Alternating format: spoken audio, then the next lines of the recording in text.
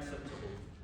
Lack of cultural sensitivity and understanding among content creators has been another major issue because of their insensitivity. It is they never know they can easily commit it, and it can be a symbolic violence, but they are not aware of it, and it is resulting into a kind of conflict. Sometimes people come on the streets protesting about it. So there is also extravagance in festivals and ceremonies due to competition. So it's giving rise to competition as people are sharing things online. They celebrated it, so it kind of brings competition among peoples, and it's also increasing, contributing to vulgarity. When we see from the people's perspective, from one particular community, like for example, they're exposing some body parts or dancing a certain way can refer to vulgarity from their perspective. So it is, as people are more relying on digital media, they are learning from it and doing it in their cultural context, which appropriate. And there is more virtual interaction, and which is limiting the social interaction. Digital influences in local languages and communication can also be seen. The way people used to communicate, the way they used to communicate traditionally, like influences of Zenji languages, and these things can also be seen there. And unethical digital production and dissemination has become a major concern in terms of anthropological research. There has been challenges in obtaining consent and maintaining confidentiality and anonymity, as people are concerned. Even the researchers are making videos, taking photos and posting it. Challenges to obtain in-depth insights, any perspective, and long-term field work.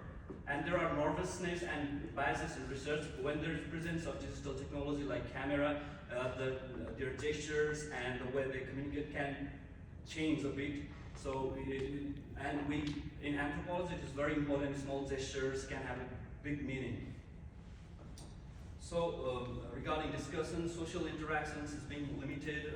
Like nowadays, people are exchanging blessings, gatherings given through social media. If someone's living here in Canada and they are talking to their parents before they would make their, they're trying to go there, but now it's has become easier, so they get blessings from online media. And people spend the majority of their time taking pictures, recording videos, editing, rather than interacting with each other in the real occasions, which hampers the process of cultural transmission as well. So attending rituals virtually is impacting the process of cultural transmission, and there is a kind of viral mentality among the content creators, among people, so they are making more scandalous and propaganda, which is impacting culture and also resulting in symbolic violence. So ethical concerns are being neglected by the content creators, especially among TikTok, YouTube, Facebook, Instagram, etc. And digital technology has contributed somehow, talking about the positive aspects regarding its conservation and publicity of culture. And likewise, the prevalence of digital divide has caused people with least access to technologies to benefits. And activities considered age taboo are being nowadays easily being committed. So it has resulted some people to being getting stigma or conflict and social exclusion. The core values of anthropological research, which demands years of immersion in a local context, have been challenged as well. So finally, talking about the conclusion, the results from my study shows that there has been a significant impact in the that digital technology has caused in the context of Western Nepal, though somehow it has helped for cultural conservation and protection of cultures in digital space. But there are some serious concerns to be considered, especially in obtaining consent for their right representation and correct information of cultures to avoid the conflicts.